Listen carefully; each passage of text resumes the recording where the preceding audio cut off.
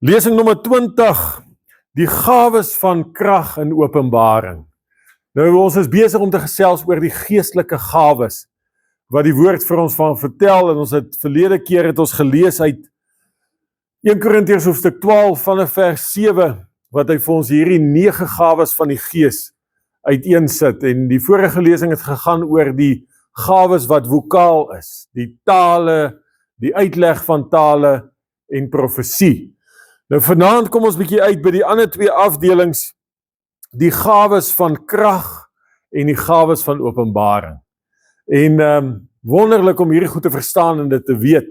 En ek het sommer vanmiddag gekom van Kroonstad af en op die pad huis toe die Heilige Gees my so gelei om bietjie vir julle hierdie illustrasie te wys, want ek dink een van die grootste probleme wat mense het wanneer dit kom by die gawes van die Gees is dat hulle verstaan nie wat is 'n gawe nie. So, ek het hier 3 goed saamgebring.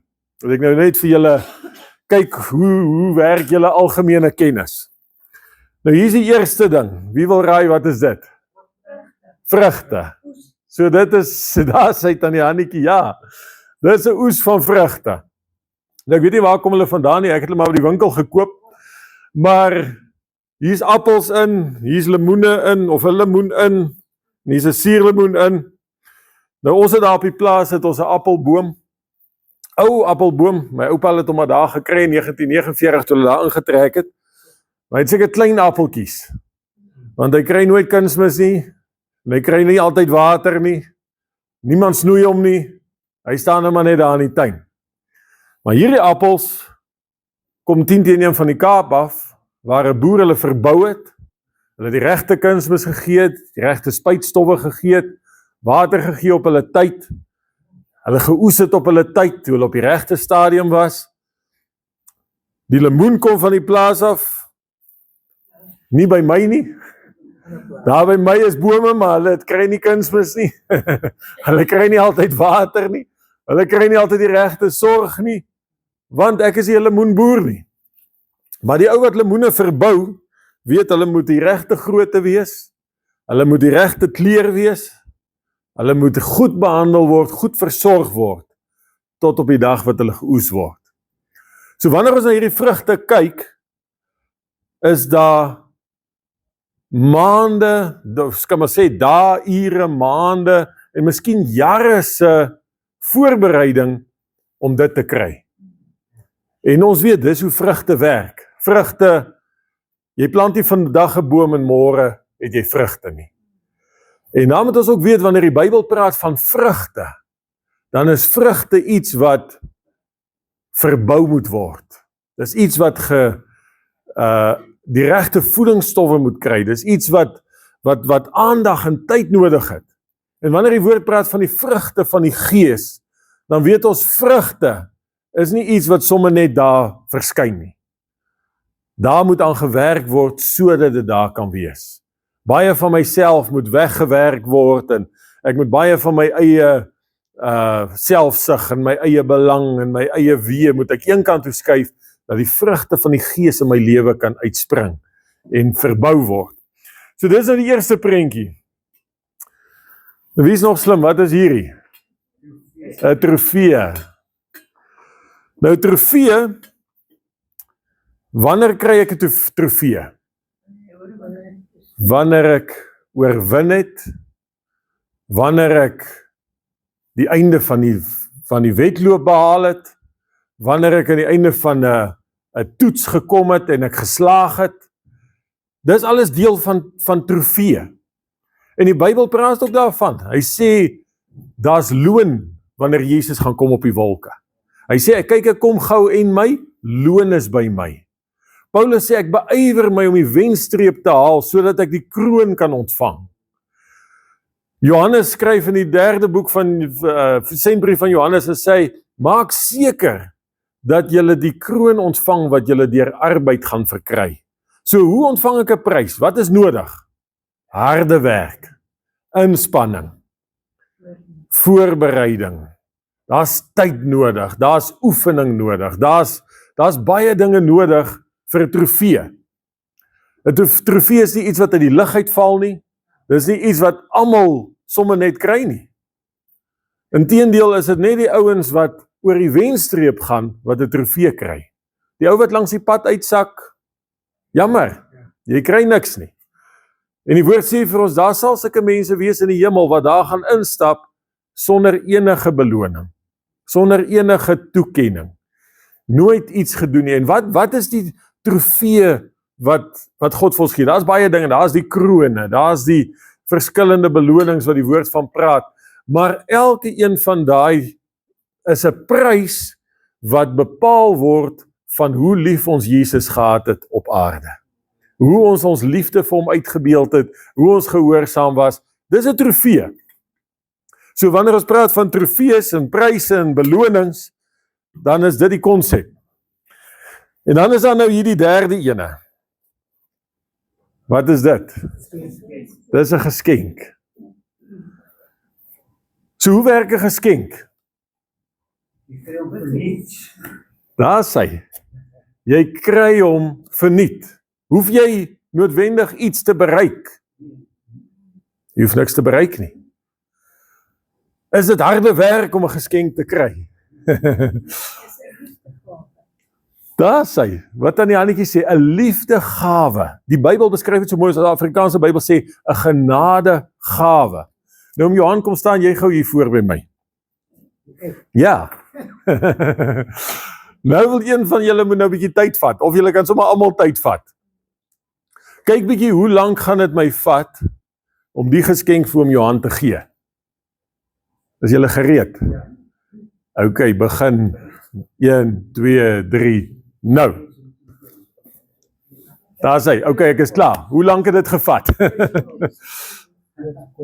So, wanneer dit kom by 'n geskenk, dan is die eerste ding, ja, wag, dis die ander ding. 'n Geskenk word nie teruggevat nie. Daar is ongelukkig niks daar binne nie om Johan, sorry, maar. Daar's blessings, daar's geestelike goed daarin. Oom kan maar weer gaan sit, baie dankie. So wanneer dit kom by 'n geskenk, dan is die eerste ding, ek hoef nie te kwalifiseer nie. Is dit nie waar nie? By die trofee moet ek kwalifiseer. As ek nie kwalifiseer nie, kry ek hom nie. By die vrugte, as ek nie werk nie, kry ek hom nie. By die geskenk is daar nie kwalifikasies nie, daar's geen werke nie, daar's geen beloning nie, daar's geen tydsverloop daaraan nie. Ons het nou gesien, het my letterlik 2 sekondes gevat om hierdie geskenk te oorhandig. Daai vrugte moes groei vir 'n hele volle seisoen van somer, lente, herfs, winter om daar te wees. Met baie sorg en moeite. Daai trofee het 'n atleet gekos op 'n baan wat dag om genoeg Bybel te lees, genoeg te bid, een of ander kwalifikasie te bereik voordat God my 'n gawe gee nie. En ek kan in 2 sekondes kan ek daai gawe ontvang. Ek het vanaand hier ingestap het sonder 'n gawe en ek gaan nou hier uitstap met 'n gawe. Dis hoe 'n geskenk werk. En dis die ding wat ons heeltyd in gedagte moet hou wanneer ons praat oor die gawes van die Gees. Want vir die meeste mense sal die duiwel kom en sê nee, jy is nie geestelik genoeg nie. Jy kwalifiseer nie. Dan kan jy vir die duiwel sê, maar luister, ek hoef nie te kwalifiseer nie. Want kwalifikasie is vir 'n trofee. Dan sal die duiwel vir jou sê, ja, maar jy het toch nie genoeg gedoen in die koninkryk van die Here nie, jy kom nie genoeg kerk toe, jy lees nie genoeg Bybel, dan gaan jy sê, ek hoef dit nie te verbou nie. Dis nie 'n vrug nie, dis 'n geskenk. Prys die Here. So God het gesê, toe hy opgevaar het in die hoogte, het hy geskenke aan die mense gegee. So dis die grootste en belangrikste ding, wanneer ons kom by die gawes van die Gees. Dit is 'n geskenk. Yes, Johan. Ons moet help verstaan, die vrug van die Gees is Dis hy. die resultaat van die Heilige Gees. Ja, So dis hoeveel van die Heilige Gees het berei dan? dis hy. Die vrug van die Gees werk deur die Heilige Gees se werking in my.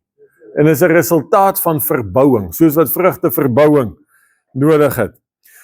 So ja, kom ons begin aan ons notas. Die eerste punt is gawes van krag. Daar's 3 gawes onder die gawes van krag afdeling. Die eerste een is geloof, die tweede een is genadegawes van gesondmaking, die derde een is werkinge van kragte. Nou, 'n baie interessante ding is, al die gawes wat die woord vir ons beskryf is alles in meervoud. So wanneer hy sê, byvoorbeeld werkinge van kragte, dis alles meervoud. Dis nie werk van krag nie, dit is alles, dieselfde met die gesondmaking, genadegawes van gesondmakinge, is eintlik die oorspronklike Griekse vertaling.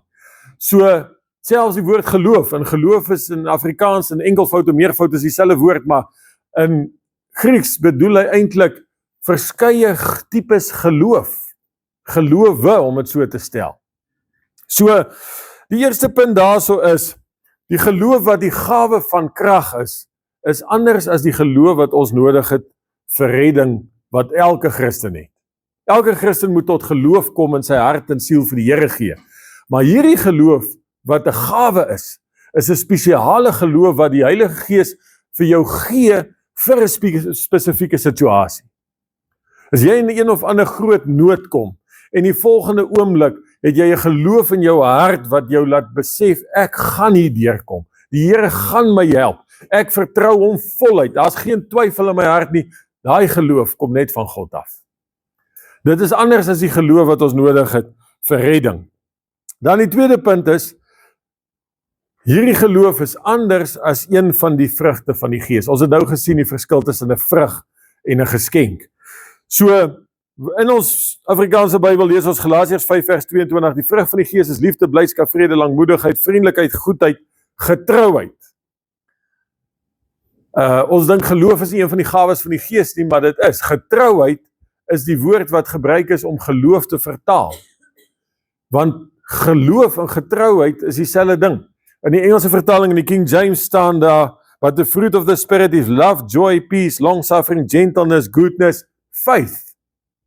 Is interessant dat in Afrikaans is dit getrouheid, in Engels is dit faith, maar die mengsel daarvan is eintlik faithfulness. Om faithful te wees.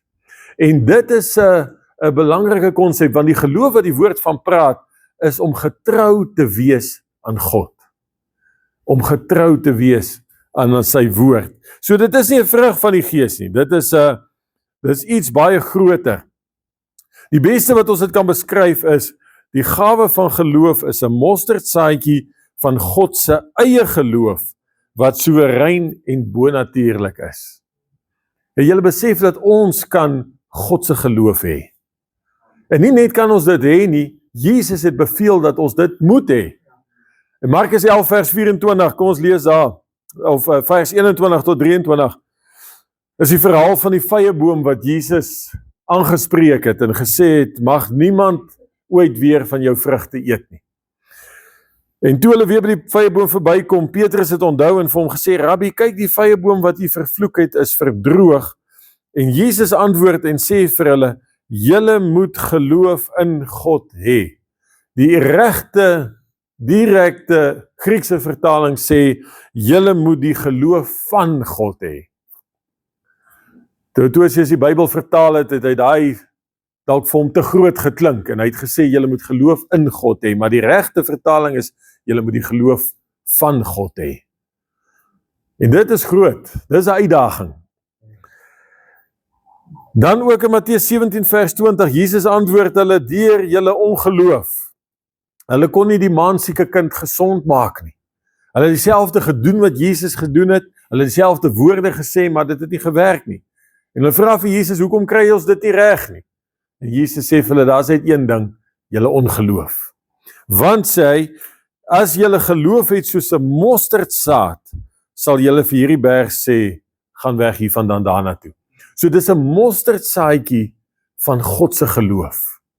'n Klein fraksie van dit wat God het, wat aan ons gegee word in 2 sekondes, om te kan doen wat nodig is om te doen, om hande op te lê waar nodig is om hande op te lê, om te bid vir iets wat moet gebid word, om 'n aksie te neem wat moet geneem word, om 'n resultaat te kry, wat net die geloof in God alleen kan voortbring. So dis die wonderlike gawe van geloof. Dan die tweede gawe, of tweede gawes, punt B, genadegawes van gesondmakinge, is eintlik die regte vertaling. So wanneer ons hierna kyk, lees ons Lukas 5 vers 17, Jesus was op een van die dae besig om te leer, en fariseërs en wetgeleerdes wat gekom het uit elke dorp van Galilea en Judea en uit Jerusalem, het daar gesit, en daar was krag van die Here om hulle te genees. So in die woord word geneesende vermoë, word gesê is 'n krag. En dieselfde sien ons wanneer die vrou met bloedvloeiing aan Jesus se kleed raak, dan sê Jesus, ek het gevoel, daar het krag uit my gevloei. So, dis 'n gawe van krag. Dis 'n gawe wat beskikbaar is om genesing voor te bring. Nou, hoe dit gebeur, punt 2 daar, baie keer gebeur dit geleidelik. Daar is ook baie keer wat dit onmiddellik gebeur. Maar wanneer dit onmiddellik gebeur, val dit eerder onder die ander klassifikasie wat ons nou by gaan uitkom, die werkinge van kragte. So genesing is baie keer geleidelik, en ons sien dit selfs in Jesus se bediening. Jesus het vir die melaatse manne gesê, gaan vertoon julle aan die priester. En die woord sê, onderwyl hulle gaan, het hulle bemerk dat hulle gesond geword het. Hy het vir die blinde man gesê, gaan was jou in die bad van Siloam. En toe hy terugkom het hy gesien. So, dis baie keer geleidelik, en dit is baie keer onsigbaar. Nie alle siektes is sigbaar nie. 'n Mens sien partykeer iemand en hy lyk vir jou gesond, maar hy het een of ander kwaal wat jy nie van weet nie. En hierdie gawe van genesing is dit wat in daai oomblik aktief raak en wat deur my en jou so 'n persoon genees. En daarmee saam wil ek ook sê, 'n mens het nie nodig om 'n gawe van genesing te hê om vir iemand te kan hande oplê om te bid nie. Die woord van die Here in Markus 16 vers 16 sê, en vir elkeen wat glo sal hierdie tekens volg. In my naam sal hulle op die siekes hande lê en hulle sal gesond word. Maar die gawes is 'n uitvloei van ons geloof in die Here en van die werking van die Here in ons binneste. So, hoe gaan ons te werk wanneer ons met die genadegawe van gesondmaking werk? Hou aan om God te loof. Wanneer ons bid vir 'n siek persoon, moet ons hierdie siek persoon aanmoedig en sê, ons het vir jou nou gebid, ons het die naam van Jesus Christus oor jou uitgeroep, ons het jou hande op jou gelê soos die woord sê, nou moet jy die Here loof en prys vir genesing. Nou sê ons dankie vir genesing. Want die Here Jesus het gesê, wanneer jy bid, sê dankie asof dit reeds so is, en dit sal so wees. So, hou aan om God te loof en te prys, wanneer simptome verskyn, loof God vir genesing. Derek Prince stel dit so, hy sê, wanneer ons vir jou bid, dan prop ons jou in by God se krag. Dit is goed soos jy druk 'n prop in 'n muurprop, 'n elektriese apparaat in by 'n muurprop, hy's ingeskakel, daar's kontak, daar's die vermoë van krag om deur te vloei is daar. Maar bly ingeskakel, en jy bly ingeskakel wanneer jy God bly loof en prys vir en dankie sê vir genesing. Die oomblik wat ek twyfel en ek sê, ag, hier kom die hoofpyn alweer, hier is die kankersimptome terug, hier is hierdie dinge terug, dan prop ek myself uit God se krag uit. En ek stop die vloei. Van God se kant af sal dit nooit stop nie. Maar van ons kant af kan ons dit stop, wanneer ons ongeloof aangryp eerder as geloof.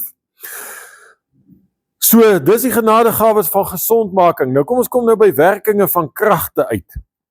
Werkinge van kragte, hoe kan ek sê, die algemene Afrikaanse woord wat daarvoor gebruik word is wonderwerke. So wonderwerke en werkinge van kragte is een en dieselfde ding. Nou, hoe lyk 'n wonderwerk? 'n Wonderwerk, eerste punt, is eerder herstel as genesing. So kom ons sê, iemand is gebore sonder een of ander liggaamsdeel. En ons lê vir hom hande op, en die volgende vorm daai liggaamsdeel in sy liggaam. Dit is 'n wonderwerk. Dis nie 'n genesing nie, want genesing maak siekte reg. Hy herstel siekte, maar hierdie is nie 'n siekte nie. Hierdie is iets wat nie daar was nie, wat nou daar is. En daar is baie getuienisse van sulke goed wat ek vir julle kan sê wonderbaarlik is. Daar's mense wat sonder 'n tong gebore is, hulle het vir hom gebid, en toe hy weer sy mond oopmaak, toe kan hy praat, en daar's 'n tong. Daar's mense wat tone en ledemate afgesit is, en daai het in 'n oomblik of in 'n nag het hulle verskyn. Daar's baie sulke dinge. Daar's 'n vrou gewees in hierdie gemeente van Sasolburg af gekom. Oom Johannes Marie het vir Hanna opgelê. Ek dink sy het by die 30 rugoperasies gehad in haar lewe, en hulle het staalpenne in haar rug gesit, en daai staalpenne het hulle die ekstrale van geneem, om een of ander rede wat ons later uitgevind het, okkultiese bande was wat sy gehad het met verkeerde dinge, het daai chirurgiese staalpenne in haar rug gebuig, krom getrek, laat daai vrou gehuil het van die pyn 24 ure 'n dag. En sy het hier gekom, en oom Johannes het vir haar by die plaas gehad, het vir haar hande opgelê, hy het vir haar gebid, sy het die ekstrale van hierdie penne in haar rug, en sy is terug na Sasolburg toe, sy het gaan slaap daai aand, en die volgende oggend toe sy opstaan, toe lê daai penne binne in die bed, buite haar liggaam. Nou kyk, vir enige mens wat dit so sal luister, sal sê, hoor, hier ergens het julle nou hierdie ding opgemaak, maar oom Johannes het daai penne in 'n leer, het hy het vasgeplak, hy het dit hier by die kerk gehad, vir ons almal gewys, daar is die ekstrale, die doktersverslae wat sê, daai penne is nooit uitgehaal nie, hulle het uit haar rug uitgekom in die nag, daar's geen wond nie, daar's geen niks nie, en daai vrou is herstel. Dit was die werkinge van kragte op hulle beste.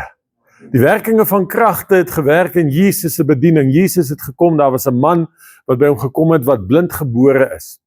Nou die slim mense sê, hulle reken hy sonder oë gebore, daar was nooit oë in sy oogkaste nie. Wat het Jesus gedoen? Jesus het gespoeg op die grond, hy het die spoeg met die grond gemeng, hy het klei aangemaak, hy het die klei in hierdie persoon se oë ingevee en gesê, gaan was jouself en kom terug. En toe hy terugkom, toe sien hy.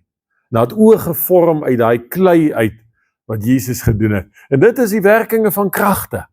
Dinge wat God kan doen wat ver bo wetenskaplike verklarings is, ver bo enige menslike verklarings en wonderbaar. En is dinge wat regtig mense se geloof bou wanneer sulke dinge plaasvind. So die werkinge van kragte is dikwels oombliklik en sigbaar. So dit is iets wat sigbaar is, iets wat oombliklik gebeur. Ek wens nog steeds ek kan 'n video opspoor wat 'n klein tyd gesien het op die televisie, het hulle dit uitgesaai, in Benny Hinn se bediening, baie jare terug. Ek dink hy was nog in die laerskool, wat hulle 'n gebreklike kind op die verhoog gebring het. Hierdie kind was heeltemal misvorm, hy het glad nie soos 'n mens gelyk nie. Hulle het vir hom gebid, hy het gelê op die verhoog en hulle het aangegaan met ander mense, en die volgende toe roep die kameraman en sê, kom kyk hier. En toe hulle daar sien, toe's daai kind se bene besig om reg te trek onder sy vel. Jy kon hulle sien hoe dit beweeg, hoe alles reg skuif in plek. En in 'n kwessie van minute was daai kind volmaak gesond en hy het opgestaan, soos enige normale kind. En dit was iets wat mens met jou fisiese oë kon sien, voor die tyd wat daar fake video's was. So, dit is oombliklik, dis sigbaar, en dit word gewoonlik voortgebring deur 'n eenvoudige daad van geloof. Baie keer word hierdie dinge gedoen deur 'n eintlike daad wat 'n mens wat nie normaal is nie sin maak vir natuurlike mense nie, om dit so te sê. Ek het nog geen prediker gesien wat spoeg op die grond en klei aanmaak en dit in mense se oë inprop en daar sien hulle nie. Maar Jesus het dit gedoen. Elisa die profeet, hulle het op 'n dag het hulle gekom by 'n fontein met water, en toe hulle van die water drink, toe is daai water ondrinkbaar, bitter. En wat het Elia gedoen, of Elisa? Hy het gegaan en hy het 'n stuk hout gevat, hy het dit in die fontein gegooi en gesê, daar is die water nou reg. En hulle het die water gedrink. Die Moses het weer met die rots geslaan. Maar ja, Elisa op 'n stadium het hulle kos gemaak. En iemand het in in die veld het hy iets soos gifappels gepluk en dit in die pot gegooi en toe hulle aan die dis proe, toe proe hulle die kos is giftig. En wat het Elia gedoen? Ek weet nou nie of dit Elia of Elisa nie. Julle moet maar self gaan kyk in die Bybel, ek kan nie onthou nie. Maar hy het gekom en hy het meel in die pot ingeroer. Nou as jy wetenskaplik daarna kyk, meel het niks wat ongiftig maak nie. Maar daai eenvoudige geloofsaksie, God se krag laat werk en die kos was gesond. Op 'n ander dag het hulle hout gekap teen die Jordaanrivier en hulle was besig om iets te bou. En een van die manne wat daar gewerk het 'n byl gehad wat hy geleen het, en toe hy so swaai om die boom af te kap, toe trek daai kop van die byl in die rivier in. En die Jordaanrivier is 'n modderige rivier, hy het in daai modder weggesak, hulle kon hom nie kry nie. Dan kom by die profeet, hulle sê vir hom, help asseblief, dis 'n geleende byl. En wat het Elisa gedoen? Hy kom by die rivier, gooi 'n stok in die water, en die volgende toe dryf die byl se kop bo op die water. Wetenskaplik onmoontlik, maar is die werkinge van kragte. En dis 'n nuwe wêreld wat vir ons oopgaan as Christene wanneer ons loskom van die wetenskaplike wette, die menslike wette, ons eie opinies, die ervarings van die lewe en ons begin staatmaak op wat God kan doen. Gawes. En in 2 sekondes is dit myne en joune. Prys die Here. Kom ons gaan na die volgende afdeling toe. Die gawes van Openbaring. Daar's 3 van hulle. Die eerste ene is 'n woord van wysheid. Nou, eerstens moet ons mekaar sê, by God is alle wysheid. So God het alle wysheid, hy weet die beste, hy ken die verlede, hy ken die hede, hy ken die toekoms, niks is vir hom verborgen nie, hy sien alles. Ons het Sondag gesien, Psalm 139, hy ken my sit en my opstaan, hy ken my gaan lê, hy tel die hare op my hoof, hy weet presies wat in elke mens op hierdie hele aarde se lewe aangaan. So, God het alle wysheid, maar in 'n oomblik wat ek wysheid nodig het, gee hy vir my 'n woord van wysheid, vir daai oomblik, sodat ek die regte besluit kan neem. En wanneer ons praat van 'n woord van wysheid, dan is dit gewoonlik 'n riglyn vir 'n besluit, of 'n rigting, of 'n pad wat ek moet kies. Wanneer ek by 'n vurk in die pad kom, dan is dit 'n woord van wysheid wat vir my sê watter kant toe. Die profeet, ek dink as Jesaja het ook gesê, jy sal 'n stem agter jou hoor wat vir jou sê links of regs. 'n Woord van wysheid op die regte tyd is 'n riglyn in ons lewens. Dan die tweede ene, 'n woord van kennis. Nou weer eens, al die kennis in die heelal behoort aan God. Hy weet alles. Nou geen een van ons het die kapasiteit om dit te kan dra nie. Ons kan nie die wysheid van God alles binne ons hê nie. Ons kan nie die kennis van God alles binne ons hê nie. Maar omdat God alles weet en omdat hy weet hoe lyk ons weg vorentoe, omdat hy weet waar gaan ons heen en wat is ons roeping, wat is ons doel, hoe moet alles aan mekaar sit dat dit vir ons ten goeie meewerk. Daarom gee hy vir ons 'n woord van kennis. Met ander woorde, wat is kennis?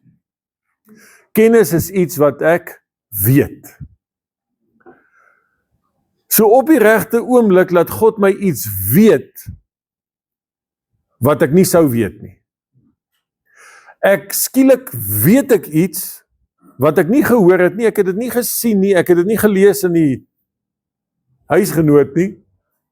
Iemand het my dit nie vertel nie, ek weet dit net, maar ek weet nie hoekom weet ek dit nie. Ek weet nie wie van julle het al so ervaring gehad. Sien, baie van hierdie gawes van die Gees het al geopereer in ons lewens, maar ons het dit nie besef nie.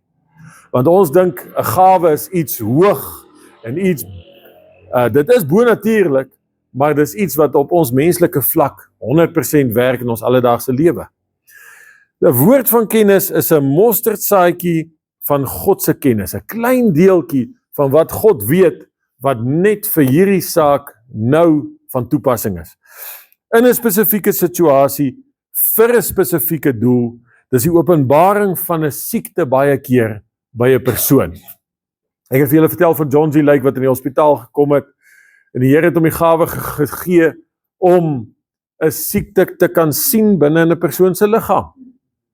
Hy kon na 'n persoon kyk en hy kon weet wat is fout in daai dele van die liggaam, en dan sê hy vir die dokter, behandel hiervoor, behandel daarvoor. en dan die persoon gesond geword. Of hulle het vir hom gebid vir daai spesifieke probleem en hy is gesond geword. En so siekte word geopenbaar op hierdie manier. Probleme word geopenbaar. Derek Prins vertel die voorbeeld, hulle staan een aand in 'n diens ernstig wat hy gehou het, en sy vrou Ruth staan op, sy sê vir Derek, luister, ek het 'n woord van kennis gekry. En hy sê, dis reg, deel het met die gemeente, en sy kom staan voor, en sy sê, hier's 'n persoon, wat nie mooi kan sien nie, in sy regteroog, en hy of sy is bevrees, hulle is besig om blind te word. En sy was nog besig om hierdie woord te deel, toe kom hier Indiër vrou, kom opgehardloop op die verhoog, en hier staan sy. En hulle sê vir haar, wat makeer jou? Sy sê, ek begin sleg sien in my regteroog, en ek is bevrees, ek is besig om blind te raak. En dis hoekom ek hiernatoe gekom het. Hulle vra vir haar, as jy 'n Christen? Sy sê, nee, ek is 'n Hindoe. Hulle sê vir haar, maar as die Here dit geopenbaar het, dan wil die Here werk in jou lewe. Is jy bereid om Jesus Christus te bely? Is jy bereid dat ons vir jou hande oplê en in die naam van Jesus Christus vir jou bid? Sy sê, dis reg. Hulle doen dit, en dit was die oggend gewees, die middag toe kom sy terug na die diens toe, en sy kom getuig, sy sê, sy sien volmaak. Alles heeltemal herstel. En sy sê, al wat nou in haar lewe anders is, sy weet nie wat het van haar hindoeïsme geword nie, want sy wil nou niks daarvan weet nie, sy wil net vir Jesus Christus dien. En wat 'n wonderlike getuienis. Jy sien, hoe sal jy iemand wat in daai geloof groot geword het, uit dit uitkry sonder 'n woord van kennis, wat sy hele lewe omkeer. Daai vrou kon teruggaan na haar huis toe, en haar getuienis kon haar hele familie red. Robbie wat hier was, wat ek vertel het, wat in die hel was, terwyl hy vir, ek dink iets soos 2 of 3 weke in 'n koma was, sy dokter wat hom behandel het, was 'n Indiër. Toe hy wakker word uit daai koma uit, en hy vertel vir hierdie dokter wat het gebeur, en die dokter sien wat op sy monitors en goed aangaan, het daai dokter 'n Christen geword. Hy is vandag nog 'n Christen.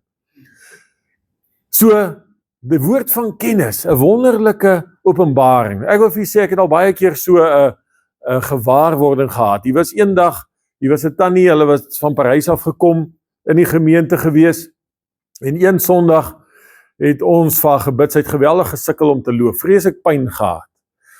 En in elk geval, en die Sondag kom ons en ons bid vir haar, en op daai stadium, ek was nog bietjie jonger en nog bietjie onervare, nog nie lekker, nie dat ek nou al ervare is nie, maar 'n mens stap ons maar 'n pad saam met die Here, maar op daai stadium, die oomblik toe ons vir haar begin bid, toe ek my hand op haar sit, toe sien ek in 'n oomwink, haar heup het gebreek, en daai heup het nie weer reguit aangegroei nie. Ek sien hom. Ek kan nie vir julle sê hoe ek dit sien nie, maar ek het dit gesien en ek het dit geweet. Maar ek bly doodstil, want wie is ek nou? En in elk geval, en ons bid vir haar, en sy is weer huis toe, en sy het nie herstel van haar probleem nie. En iewerster langs die pad, het ek toe gehoor, iemand vertel, dat die tannie het op 'n dag geval, en haar heup het gebreek. So dit weet ek is die waarheid. Ek het nooit dalk verder, as mens dalk kon sien wat die ekstraal of wat ook al wys, hoe kan jy dalk gesien het, dalk het hy skeef aangegroei, ek sal nie weet nie, maar dit was vir my 'n baie intense ervaring, om te weet dat ek dit kon sien, maar ek het nie daarin opgetree nie. Dalk as ons daar gebid het, ek gesê, Here, dankie dat U openbaar, hierdie heup is skeef aangegroei, maar ons spreek nou oor hom lewe, en ons bid dat hierdie bene reg trek in die naam van Jesus Christus, dan het ons dalk 'n wonderwerk beleef. Maar dit wys 'n mens, hoe 'n mens moet geoefen wees in hierdie dinge. Enigiets kan verwag, enigiets kan beleef, wanneer die werkinge van kragte daar is, die woord van kennis, die woord van wysheid. Ons gaan na die laaste ene toe, en dan gaan ons gou 'n bietjie 'n lekker oefening doen. So, die laaste ene, onderskeiding van die geeste. Die eerste punt daar is, wat is onderskeiding? Onderskeiding is om te kan klassifiseer. Om te kan weet, wat is aan watter kant. Dit is wat onderskei, hoe kan ek sê, die kernwoord is skei. En dit is baie keer, ek het vandag het ons by 'n prokureur gesit, en hierdie prokureur se hele storie heeltyd is grys areas, grys areas, grys areas. Alles wat jy oor gesels is grys. Jy kry nie swart of wit nie, jy weet nie hoe om die dinge uitmekaar te skei nie. En so, die gees van onderskeiding is juis om vir jou te wys, wat is reg, wat is verkeerd. Want daar is baie areas in die lewe wat die duiwel grys inkleer. En daar's baie dinge wat nie vir mens altyd duidelik is. Jy weet nie, is dit nou reg, is dit nou verkeerd? Is dit nou waar, is dit 'n leuen? Is dit die pad of is dit nie die pad? Om te onderskei, om te herken en te onderskei tussen, dis 'n soort geestelike sintuig. Nou daar's baie mense wat hierdie gawe van onderskeiding het, wat nie weet dit is wat dit is nie. Hulle praat baie keer van 'n aanvoeling, of hulle het sekere geneigtheid om 'n ding te kan sien, of om deur iemand te kan sien. En mens hoor baie sulke beskrywings, wat baie keer dit is wat onderskeiding is, om te kan sien. En nie net onderskeiding vir situasies of vir mense nie, maar hy sê spesifieke onderskeiding van geeste. Wat is 'n gees? 'n Gees is dit wat ons bestuur. En hy kan in verskillende situasies onder die bestuur van 'n sekere gees kom. Toe hulle in die stad van die Samaritane kom, toe wil Johannes en Jakobus sê vir Jesus, Here, laat ons vuur uit die hemel uit afroep, laat dit die stad verteer, want hulle wou Jesus nie daar ontvang nie. En wat sê Jesus vir hulle? Jesus sê, julle weet nie van watter gees julle is nie. So daar's 'n gees. Jesus het op 'n dag 'n ander man raak geloop. Ek het nou sy naam vergeet, dalk kan een van julle onthou. Maar toe Jesus hom sien, toe sê hy, hier is nou 'n Israeliet sonder bedrog. Iemand met 'n skoon en 'n rein hart. So Jesus het sy gees geonderskei. Hy het gesien wie is hy, sonder dat hy noodwendig lank met hom gesels het. So God kan 'n woord van kennis gebruik, of iemand toelaat om te sien. Ek het al vir julle 'n voorbeeld vertel van John G. Lake. Hy word gebel deur 'n gemeentelid, iewers ter vroeë jare van die AGS. En hierdie gemeentelid vertel net vir hom hoe die pastoor verkeerde dinge doen, en wat van al die verkeerde goed wat in die gemeente aangaan, en hy moet asseblief help, hier is groot moeilikheid. En hy is dadelik baie ongelukkig, maar hy gaan in sy binnekamer, hy gaan op sy knieë, en toe hy begin bid, toe wys die Here vir hom die pastoor, hy wys vir hom die gemeentelede, hy vat hom deur die hele gemeente. En in daai oomblik sien hy dat hierdie persoon wat hom gebel het, is eintlik die kwaadsteker. Die pastoor het 'n goeie en 'n rein hart en opregte bedoelings. Alles is reg. Ry af na die gemeente toe, kom daar, hou 'n vergadering, en hy sê vir hom, luister, voordat enigiemand begin praat, kom ons sit die feit op die tafel wat God aan my geopenbaar het, dit en dit en dit is wat gebeur. En hierdie man wat op van die pad af was, kom en hy val op sy knieë. En hy sê, Here, vergewe my. Dis wat ons nodig het in ons dag en tyd. Die gawe van onderskeiding. Ek wil amper sê, dit is vir my ons tyd het hierdie gawe die amper die meeste nodig. Want ons is in 'n tyd wat jy nodig het om te weet wie is wie en wat is wat. En om te weet wat aangaan, om te kan sien, om situasies te kan opsom, om te weet wat sê die Here. So ja, dis die einde van die gawes van die Gees. En nou wil ek graag hê, ons moet 'n oefening doen. Ons het verlede keer het ons ook gesê, ons gaan nie net lesings hou en probeer slim word nie, ons wil leer, hoe werk dit? Nou, wat ons vanaand gaan doen, ons gaan nou nie die gawes van krag vanaand gebruik nie. Ons sal op 'n dag moet ons die gawes van kragte toepas, wanneer daar siek mense is, wanneer daar mense is wat gebed nodig het, en funksioneer dat ons hierdie goed oefen, want die woord sê, beoefen die geestelike gawes. Met ander woorde, probeer dit.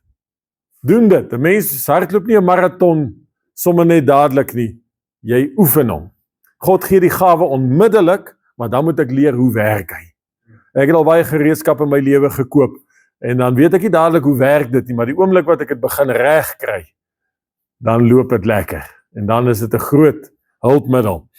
So wat ons vanaand gaan doen, ons gaan 'n bietjie kyk na die gawes van openbaring. Woord van wysheid, woord van kennis, onderskeiding van die geeste. Laat ek net sien, hoeveel is ons nou? 1, 2, 3... Ons is 11, 12 saam met my. So ons is nou net mooi 'n gelyke getal. So ons gaan nou 2 spanne maak. Span A en span B. En dan gaan ons wat ons amper kan noem 'n profetiese aksie doen. So wat eers gaan gebeur, kom ons vat nou sommer ons hier aan die linkerkant. Ja, ek myself en ons 5. En julle is dan nou die ander span. Ons is nou span A hierdie kant en julle span B daai kant. So wat nou gaan gebeur is, ons gaan sommer hier in die middel, gaan ons staan op 'n ry. 1, 2, 3, 4, 5, 6. En dan gaan ons oë toemaak, ons wat span A is. En dan gaan julle wat span B is, gaan elkeen voor iemand kom staan. Maar ons wat hierdie kant staan, mag nie ons oë oopmaak nie. Want wat is die rede daarvoor? Ons almal ken mekaar. Ons almal weet iets van mekaar se lewe. En dit beïnvloed jou gees. Dadelik is jou verstand aktief. As oom Pieter nou voor my kom staan en ek weet nou dis hy, dan dink ek nou eers, wat kan oom Pieter dalk nodig hê? Wat moet ek vir hom bid? Maar dit wil ons nie hê nie. Ons wil juis hê, jy moet nie weet wie voor jou staan nie. Dis hoekom ons 6 gaan hier staan, ons maak ons oë toe, jy weet nie wie's voor jou nie, maar op 'n bepaalde tyd wat ek sal sê, as ek nou sien almal is reg, dan gaan ons begin bid en ons gaan die Here toelaat en sê, Vader, gee vir my 'n woord van wysheid, 'n woord van kennis, 'n onderskeiding vir die persoon wat voor my staan. Ek weet nie wie hy is nie, ek weet nie wat in sy lewe aangaan nie, ek weet nie wat hy nodig het nie, en daarom is ek nou die ideale instrument van God om te kan sê wat die Here vir my wys. Nou wat met my gebeur het die eerste keer wat ek met so 'n aksie deel was ek by 'n groep vreemde mense daar in Parys. Ek het niemand van hulle geken nie en daar kom staan voor my 'n tannie, ek het ook nie geweet wie sy nie, maar toe ek my oë toemaak, toe sien ek 'n bergtop met sneeu bo-op. En ek dink, liewe land, wat gaan ek nou, wat is dit nou? Is dit nou Psalms wat sê, ek kyk op na die berge, waar sal my hulp vandaan kom? Maar ek staan dan, dis al.